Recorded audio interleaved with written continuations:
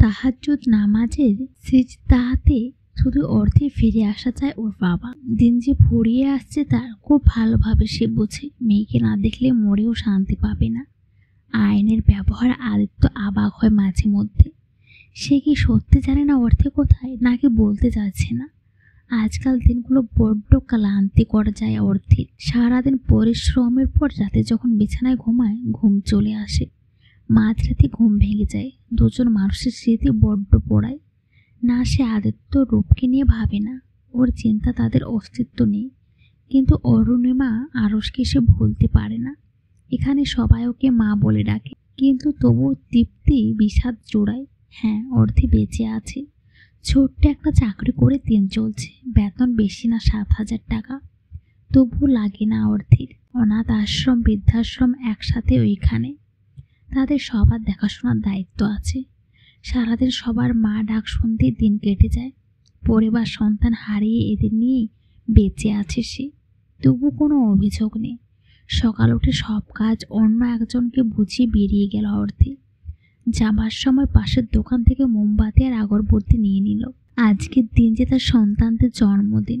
1 বছর আগে তাকে নিঃসন্ত করে পৃথিবীতে এসেছিল তারা। মাঝে মধ্যে ভাবে ভালোই হয়েছে মরে গেছে, না হলে এই দুনিয়া বড্ড বেশি ভয়ঙ্কর। সন্তানদের কবরের পাশে বসে নীরবে কাঁদছে সে। হাত দিয়ে স্পর্শ করাতে তার নীরব থাকতে পারল না, চিৎকার করে কাঁদতে লাগলো। মসজিদের ইমাম সাহেবের বই সে মাথায় হাত রাখলো। কিছুই অজানা নয় তার।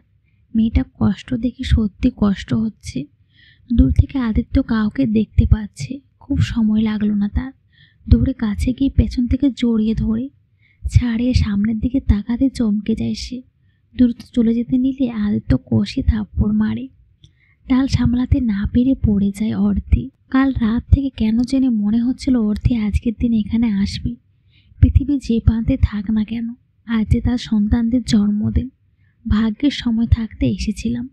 অর্থেকে কোলে নিয়ে গাড়িতে বসিয়ে দিয়ে আদিত্য কাউকে কল দেয় কিছুর ব্যবস্থা করতে বলে। তারপর অর্ধেকে ঘুমের ইনজেকশন দিয়ে দেয়, না হলে উঠলে চেঁচামেচি করবে। টানা 17 মিস কল দেখে চমকে যায় আয়ান। মোনা পাখি ঠিক আছে তো? সিকিউরিটি গার্ডকে কল দিতে বলে কেউ একজন অর্থি ম্যামকে নিয়ে গেছে। আয়া রেগে পেটে যাচ্ছে।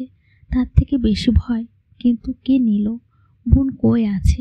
আয়ান শুরু থেকে সব জানে। ওর সাথে সবসময় ছদ্মবেশী সিকিউরিটি গার্ড থাকে। আজকেও ছিল। যেখানে ছিল খুশি ছিল। তাই তো আয়ান ওকে নিজের মতো সময় দিয়েছে। তবে আজকে কে এলো? তবে কি?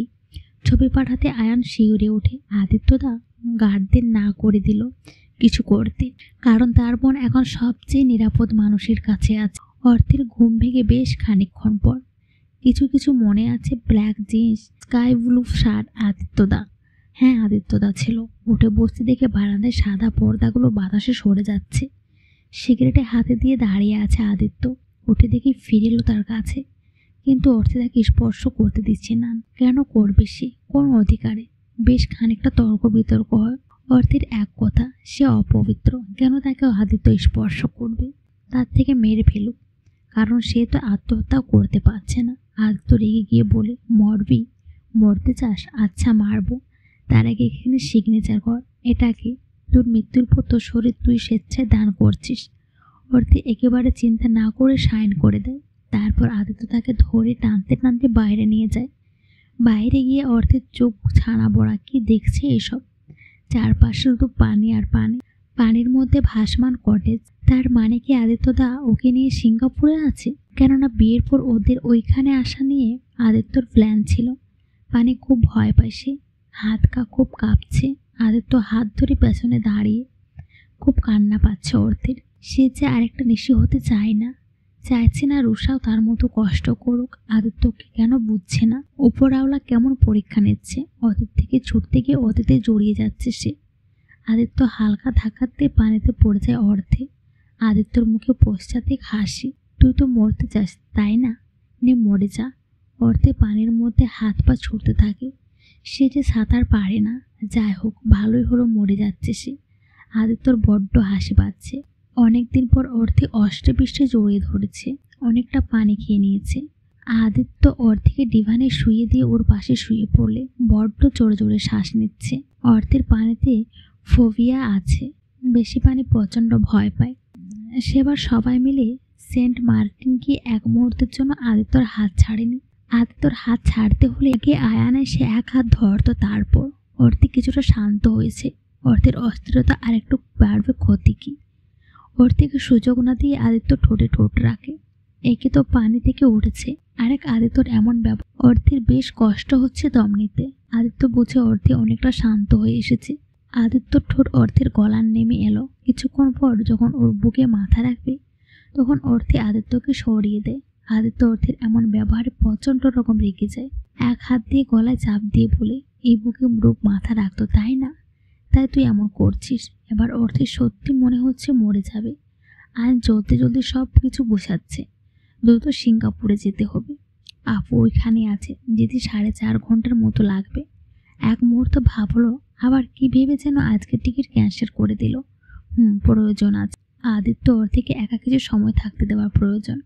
হয়তো সব ঠিকঠাক হবে, কিন্তু সে তো তার বোনকে চিনে, এত সহজে মানবে না।